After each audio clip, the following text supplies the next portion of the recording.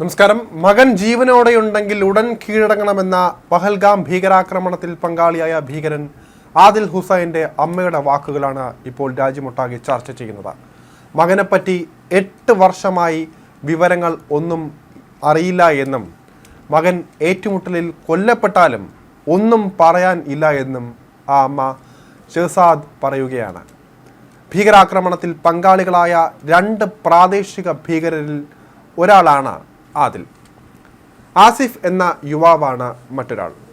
2 പേരുടെയും വീടുകൾ കഴിഞ്ഞ ദിവസം പ്രാദേശിക സർക്കാർ തകർത്തിരുന്നു. ഭീകരാക്രമണവുമായി മകന് ബന്ധമുണ്ട് എന്ന് കരുതുന്നില്ല. എന്നാൽ പങ്ക് വ്യക്തമാക്കുന്ന എന്തെങ്കിലും തെളിവുകൾ ഉണ്ടെങ്കിൽ മകനെതിരെ നടപടി എടുക്കണം. കുടുംബം യാതൊരു തരത്തിലും ഭീകരാക്രമണത്തെ പ്രോത്സാഹിപ്പിക്കുന്നില്ല, പിന്തുണയ്ക്കുന്നില്ല എന്നും അവർ പറയുകയാണ്.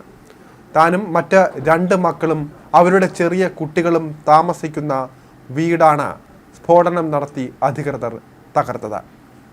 ഇനി ഇവിടെ എങ്ങനെ തങ്ങൾ ജീവിക്കും? സെക്യൂരിറ്റി ഏജൻസി ബലമായാണ് ഇവിടെ നിന്ന് തങ്ങളെ പിടിച്ചു മാറ്റിയത് എന്നും ഷഹസാദ പറയുന്നു. വീടിനടുത്തു തന്നെയുള്ള ഒരു വിദ്യാഭ്യാസ സ്ഥാപനത്തിൽ അധ്യാപകനായി ജോലി ആദിൽ ചെയ്തിരുന്നു. നല്ല വിദ്യാഭ്യാസം നേടിയയാൾ, ബിരുദാനന്തര ബിരുദധാരിയാണ് ഇയാൾ. സ്ഫോടക വസ്തു ഉപയോഗിച്ചാണ് 2 ഭീകരരുടെയും വീടുകളും തകർത്തിരിക്കുന്നത്.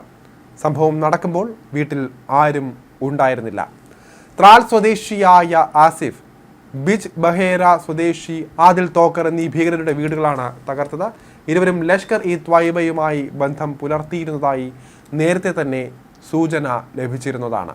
ഭീകരാക്രമണത്തിൽ ഗുജറാത്തിൽ നിന്നുള്ള 3 പേർ, കർണാടകയിൽ നിന്ന് 3 പേർ, മഹാരാഷ്ട്രയിൽ നിന്ന് 6 പേർ, ബംഗാളിൽ നിന്ന് 2 പേർ, ആന്ധ്രയിൽ നിന്ന് ഒരാൾ, കേരളത്തിൽ നിന്ന് ഒരാൾ, UP, ഒഡീഷ, ബീഹാർ, ചണ്ഡീഗഡ്, ഉത്തരാഖണ്ഡ്, ഹരിയാന, കാശ്മീർ, മധ്യപ്രദേശ് എന്നിവിടങ്ങളിൽ നിന്ന് ഓരോരുത്തരുമാണ് മരിച്ചു വീണത്.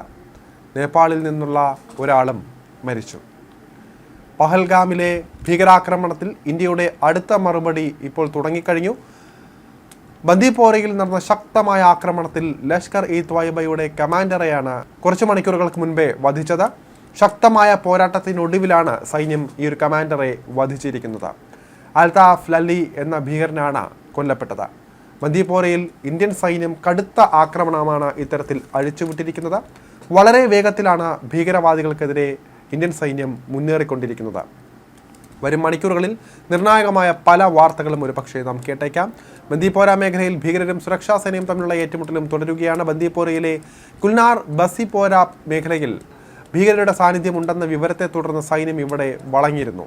തുടർന്ന് തിരച്ചിൽ നടത്തുന്നതിനിടെയാണ് ഭീകരരുമായി ഏറ്റുമുട്ടലുണ്ടായത്. കഴിഞ്ഞ ദിവസം കശ്മീരിലെ ഉധംപൂരിൽ ഭീകരരുമായുള്ള ഏറ്റുമുട്ടലിനിടെ ഒരു സൈനികൻ വീരമൃത്യുവും വരിച്ചിരുന്നു. പ്രത്യേക സേനയിലെ ഹവിൽദാർ ജാന്തു അലി ഷെയ്ഖാണ് വീരമൃത്യു വരിച്ചത്. പ്രദേശത്ത് ഭീകര സാന്നിധ്യമുണ്ട് എന്ന വിവരം ലഭിച്ചതിനെ തുടർന്ന് സൈന്യവും ജമ്മു കാശ്മീർ പോലീസും സംയുക്തമായി നടത്തിയ തിരച്ചിലിനിടെയായിരുന്നു ആക്രമണം. ഇതിനിടയിലാണ് പാക് പ്രകോപനവും ഉണ്ടാകുന്നത്. ഇന്ത്യൻ സേന എന്തിനും സുസജ്ജമാണെന്നാണ് അറിയിച്ചിരിക്കുന്നത്. സർജിക്കൽ സ്ട്രൈക്ക് അടക്കമുള്ള നടപടികൾ ഉടൻ ഉണ്ടാകുമെന്നും സൂചനകളുണ്ട്.